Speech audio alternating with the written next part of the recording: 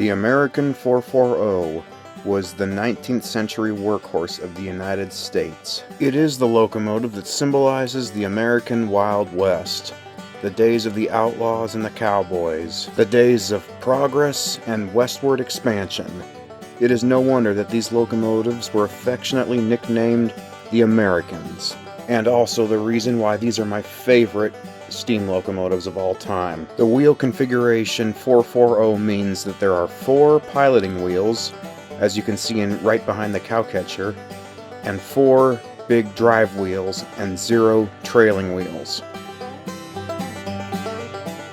Simply put, these are the locomotives that built America, literally. Over time, however, and as the 20th century progressed, steam locomotives got bigger as trains got longer, and 440s were slowly becoming obsolete over time. Although they were used up until the end of the steam era, they were not as common as they were in the late 19th century, when trains were much shorter. In this episode, I am going to show you all of the 440s I have gotten on camera, both photograph and video, and explain their history and what railroad they were part of, as well as the builder. Let's start with this locomotive. This is Central Pacific No. 1, known as the Governor Stanford. This locomotive was built by the Norris Locomotive Works in 1862 for the Central Pacific Railroad, and it played a part in building the Transcontinental Railroad over the Sierra Nevada mountains. Since it was built on the East Coast, and there wasn't a railroad connecting the West Coast yet, it was shipped around the Horn of South America by boat, before arriving on the West Coast to be put in service in 1863. Today, it is on display at the entrance to the California State Railroad Museum in Sacramento, California, where it is in the room that recreates the building of tunnels through the Sierra Nevada mountains.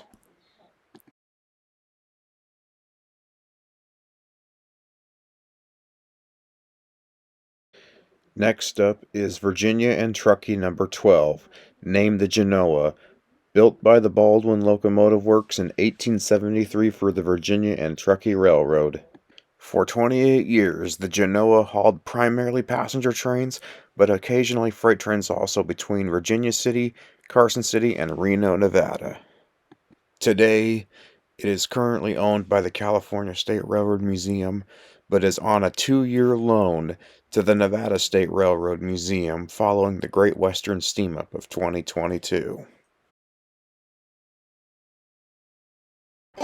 Next up is Virginia and Truckee No. 18, also known as the Dayton. Built in 1873 by the Central Pacific Shops in Sacramento, California. It spent most of its career on the Virginia and Truckee Railroad hauling passenger trains, as well as the occasional duties of plowing snow off the tracks, in which they mounted a snowplow on the front. Today, it is preserved at the Nevada State Railroad Museum in Carson City, Nevada. Due to its iron boiler, it is not allowed to run, as the FRA forbids any locomotives with iron boilers as opposed to steel boilers from operating.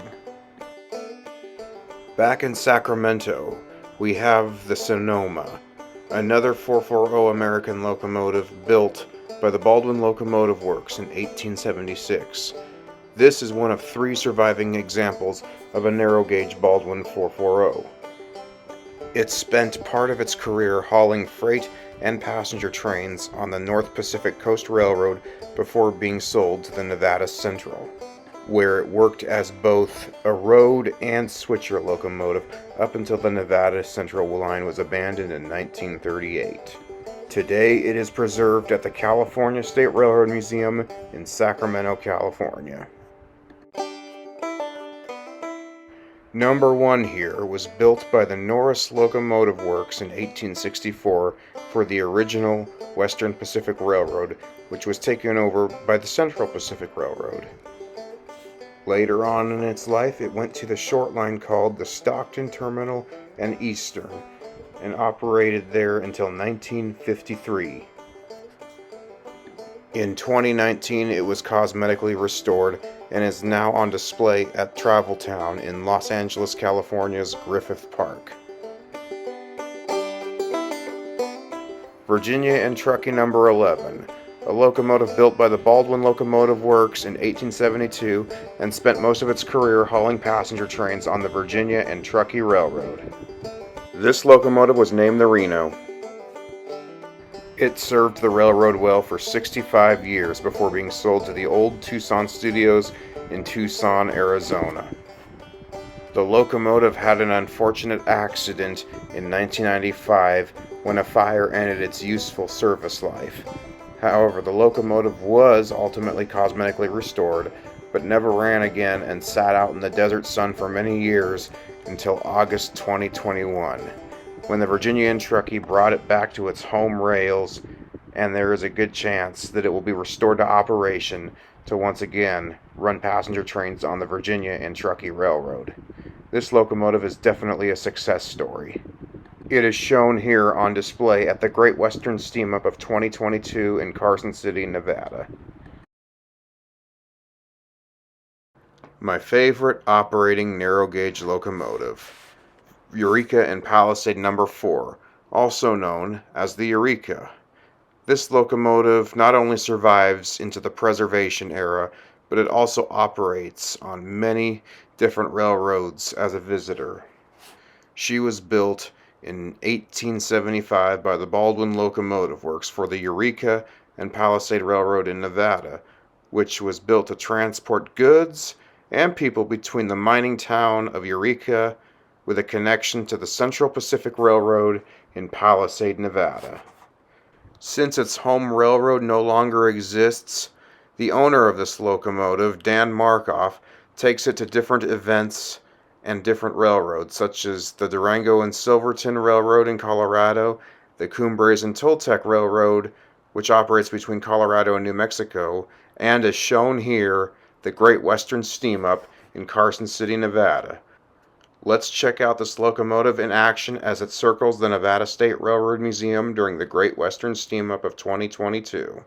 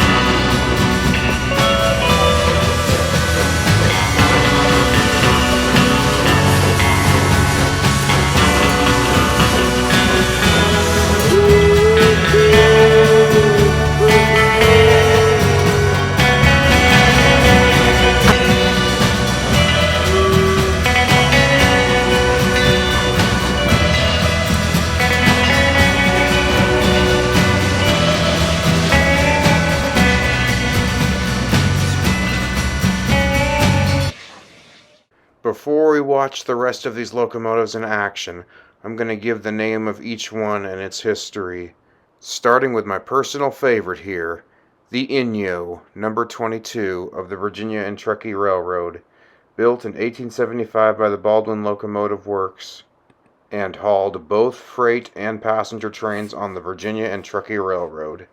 Today it is the finest example of an original Old West locomotive operating in the preservation era of the United States, and is currently preserved and operable at the Nevada State Railroad Museum in Carson City.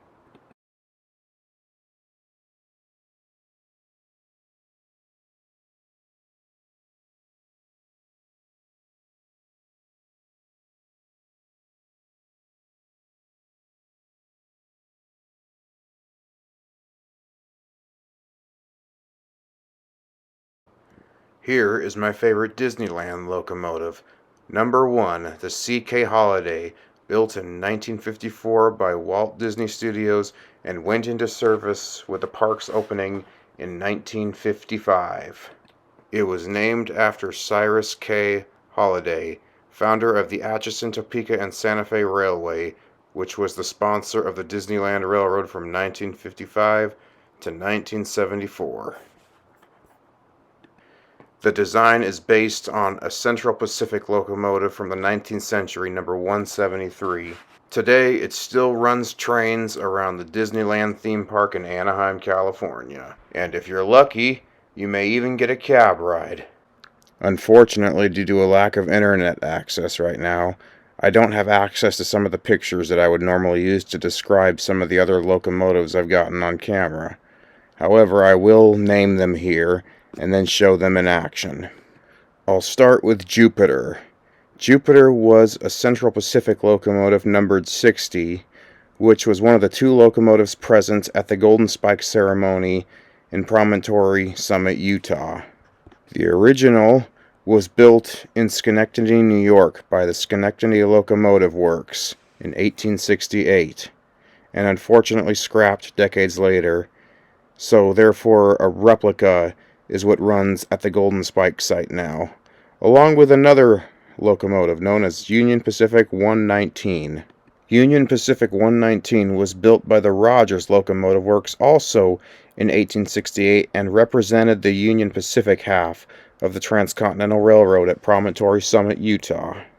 Like the Jupiter, Union Pacific 119 didn't make it to preservation, so a replica was built in its place to recreate the ceremony each year at the Golden Spike Historic Site. These 2, plus many other 440 locomotives that are operable, are about to be featured in action. Let's sit back and watch these old iron horses as they operate in the 21st century, and even get some video game action.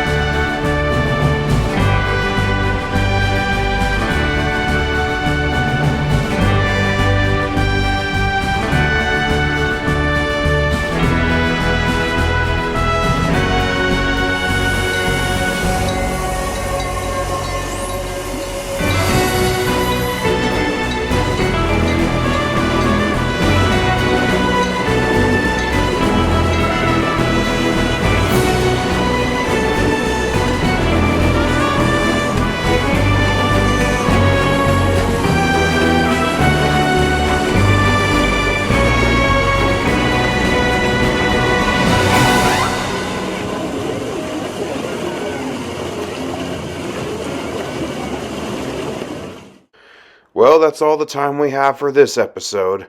I hope you enjoyed watching the iron horses that built America in action. This is Iron Horse Fans signing out. May your lights be green on the high iron. Thanks for watching.